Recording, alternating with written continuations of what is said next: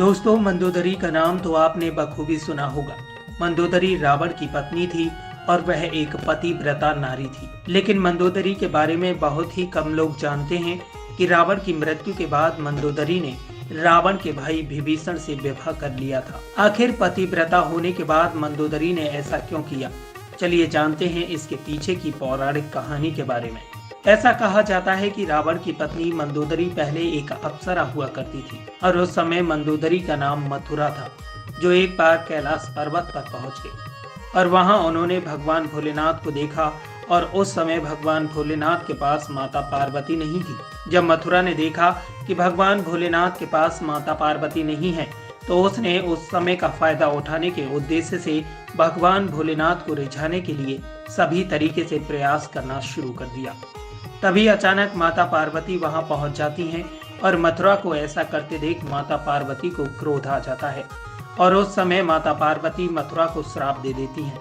माता पार्वती ने कहा कि तुम एक कुएं में 12 साल तक मेढ़ की बनकर रहोगी और कठिन तप करने के बाद तुम अपने पहले स्वरूप को वापस पा सकोगी। महर्षि कश्यप, तनु के पुत्र मायासुर और उनकी पत्नी हेमा, जो स्वर्ग की एक अप्सरा हुआ करती थी, पुत्री पाने के लिए यज्ञ करने लगे। और उसी समय माता पार्वती ने जो मथुरा को श्राप दिया था, उसकी तपस्या भी पूरी हो चुकी थी और मथुरा अपने पहले रूप को प्राप्त कर चुकी थी। वह कुएं से आवाज देने लगी।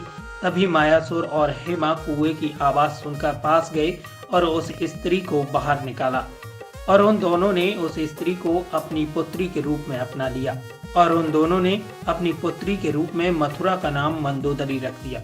इस तरह मंदोदरी का जन्म हुआ। मंदोदरी की उम्र विवाह के लायक हुई तो मंदोदरी का विवाह रावण के साथ कर दिया गया। मंदोदरी रावण की सभी बुराई, अच्छाई और छलों के बारे में अच्छी तरीके से जानती थी और मंदोदरी अपने पति रावण से बुरे कर्मों को छोड़ने की मिन्नतें करती थी। लेकिन रावण अपने धन और अपने वरदानों की वजह से इतने घमंड में था कि उसके ऊपर अपनी पत्नी मंदोदरी की बातों का कोई फर्क नहीं पड़ता था। पौराणिक मान्यताओं के अनुसार जब रावण ने भगवान श्री राम की पत्नी माता सीता का हरण किया, तब भी रावण की पत्नी मंदोदरी ने इस बात का विरोध करते हुए रावण से कहा था कि तुम माता सीता को भगवान श्री राम के पास वापस छोड़ाओ, क्योंकि मंदोदरी जानती थी कि सीता का हरण रावण की मृत्यु का कारण बन सकता है। लेकिन रावण ने उस समय भी अपनी पत्नी मंदोदरी की एक बात नहीं सुनी और उसके बाद भगवान श्री राम और रावण में महायुद्ध हुआ था, जिसमें रावण का भाई विभीषण भगवान श्री राम के साथ में था। इसलिए विभीषण को छोड़कर पूरे राक्षस कुल को भारी हार का सामना करना पड़ा था और इस युद्ध में मंदोदरी के पुत्रों के साथ साथ मंदोदरी के पति रावण की भी मृत्यु हो गई थी। इस कारण मंदोदरी सदमे में आ गई और मंदोदरी ने लंका वापस आने के बाद अपने आप को अपने महल में कैद कर लिया और भगवान श्री राम ने विभीषण को लंका का पदभार ग्रहण करने के लिए कहा और लंका का राजा बना दिया। तभी मंदोदरी के सामने विभीषण से विवाह का प्रस्ताव रखा गया, लेकिन मंदोदरी ने इसका कोई जवाब नहीं दिया और अपने आप को एक कमरे में बंद कर लिया।